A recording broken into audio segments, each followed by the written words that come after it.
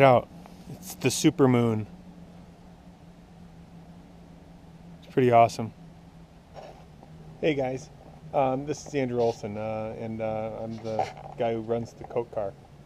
I thought I'd try something a little bit different. I'm getting ready to go down to Virginia International Raceway this coming weekend, and so I thought I'd document what it takes to get ready and everything that goes on to doing that.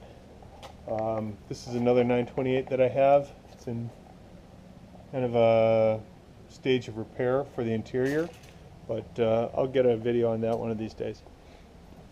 I wanted to show you what it takes to get ready to do a DE weekend. So sorry how dark it is, but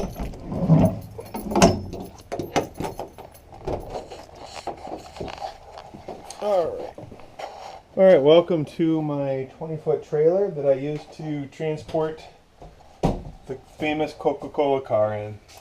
This car has been a really great car for me, and yeah, it's been a real fun thing. So anyway, so this is my trailer.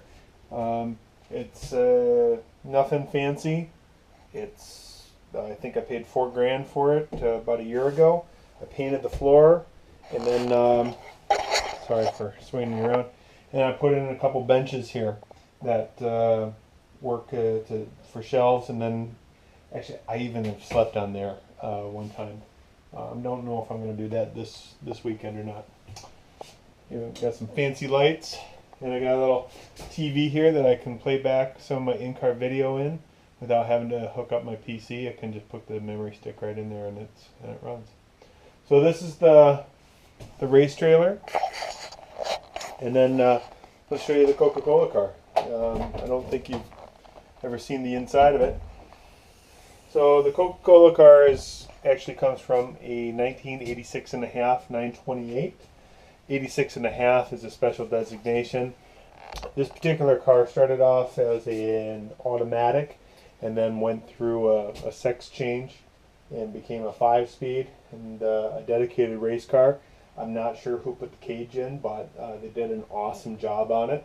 And it has some trick suspension. It's got some JRZ double adjustable suspension, both front and rear. It's got a helmet blower, fire suppression system, and you can see it's got a couple nice Sparco seats in there. And it's red, which makes it faster. The car is about tick over 3,000 pounds. I have plans on trying to drop some weight maybe this winter. I'm going to go on a diet, and the car's going to go on a diet too. I'm trying to wiggle my way down here a little bit and get a sense of the inside. Yeah, there's no interior really.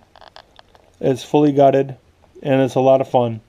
It's loud, not very fast, but fun as can be.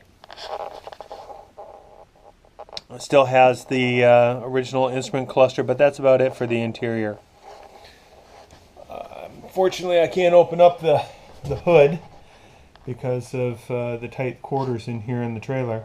I got some old, really nasty slicks. I shouldn't even have those, and I got some road tires for the rain. Currently running some Nitto NT01s, which have been a great tire for me. It's a lot of fun. So this week I'll be heading down to Virginia International Raceway. Really looking forward to this trip. Should be a lot of fun. I've been starting up on the track, so it's about 3.3 miles. We'll be running the full track, and it looks like it's going to be a lot of fun. I've never been to VIR. It's one of those bucket list tracks that I have wanted to do for a while, and the opportunity came up for me to do it, so I'm taking advantage of it. Let's talk a little bit about how I have this thing outfitted. So you can see I got some hooks along on the side, and that's so I can hang stuff, chairs. I got my Hans device here. I have a couple of hammocks that actually I'll string across the trailer. It's great for taking a nap during the day. On the other side I got my helmet, sweatshirt, spare tire down there. I've got these. I got the TV here. I can plug in my SD cards for my cameras, and I can play it back directly on the TV. That's actually why I have it. I also have an antenna hooked up so that I can get some over-the-air programming, although most racetracks tend to be out in the boonies, so you don't get much TV. That's okay. I've got a battery.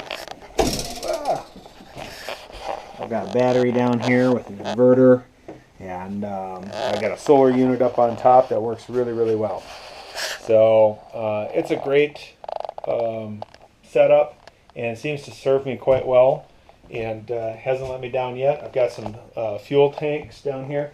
By the way, don't get these. Don't get the cheap ones from Jegs. That's what I did, and I kind of regret it. Get a good one, and then you don't have to worry about fiddle farting around with it. The trailer has been really good for me. It's 20 feet. I pull it with my Cayenne Turbo, and that seems to do it without too much problems. I got this no slip padding, or this cushion padding, and it's actually just nice enough so that if you had to sleep on here, it actually works like a bed mat. Here's a remote control for the inverter. I can turn that on, so see if I turn it off, it kills the TV. And then I've got my tire gauge. This is really important. When you're out on track day, you gotta check your tire pressures. I tend to run 37 hot, both front and rear. Seems to work pretty well for me. And that's all right. So I hope you enjoy this. Please watch my adventures as I truck on down to VIR in the next couple days, and we'll see you on track.